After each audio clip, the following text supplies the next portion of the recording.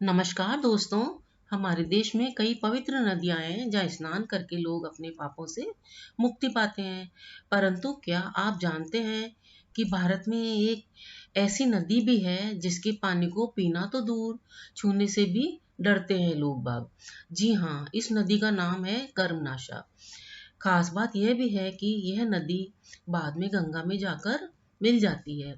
कर्मनाशा शब्द दो शब्दों से मिलकर बना है। पहला कर्म, दूसरा नाश। कर्म यानी काम और नाश मतलब नाश होना। माना जाता है कि कर्मनाशा नदी का पानी छूने से काम बिगड़ जाते हैं और अच्छे कर्म भी मिट्टी में मिल जाते हैं। और ऐसा भी कहा जाता है कि पहले के समय में जो लोग इस नदी के किनारे रहते थे वे फूल कंदमूल आदि खाकर रह जाते, लेकिन इस नदी का पानी कभी उपयोग में नहीं लेते। इस नदी की ऐसी क्या बात रही होगी जिसके कारण इसके जल का प्रयोग इतना वर्जित बताया गया है। आइए जानते हैं।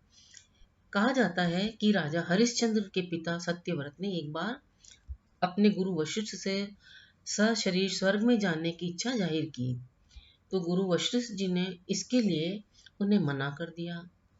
इससे नाराज होकर सत्यव्रत विश्वामित्र जी के पास गए और यही बात उन्होंने उनको भी बताई।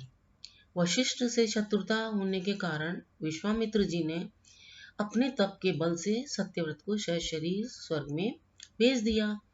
यह देखकर इंद्रदेव बहुत क्रोधित हो गए और उन्होंने सत्यव्रत को उल्टा सिर करके वापस धरती पर भेज दिया। हालांकि ऋषि विश्वामित्र ने अपने तप से राजा सत्यव्रत को धरती और स्वर्ग के बीच में रोक दिया। ऐसे में सत्यव्रत बीच में अटक गए और त्रिशंकु कहलाए।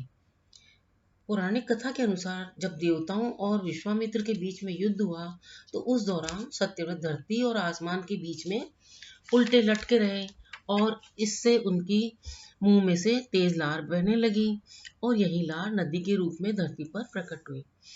और ऐसा भी बोलते हैं कि ऋषि वशिष्ठ ने इस घटना से सत्यव्रत को चांडाल होने का श्राप दे दिया था। सत्यवती की लार से नदी बनने के कारण और ऋषि वशिष्ठ के श्राप देने के कारण इसे शापित नदी कहा गया है और लोग आज भी इस बात को मानते हैं।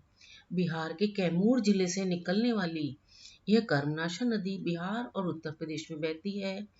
यह बिहार और उत्तर प्रदेश को बांटती भी है, यानी इस नदी की कुल लंबाई 192 किलोमीटर है।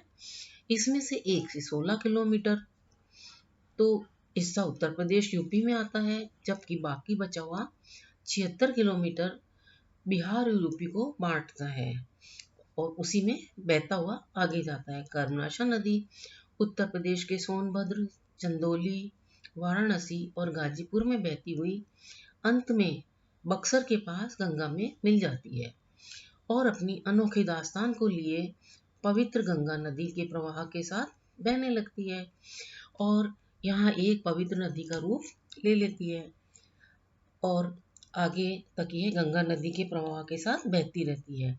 अगर आपको ये जानकारी अच्छी लगी हो तो आप कृपया वीडियो पे कमेंट करें, इसको लाइक, शेयर और सब्सक्राइब भी करें। वीडियो देखने के लिए बहुत बहुत धन्यवाद।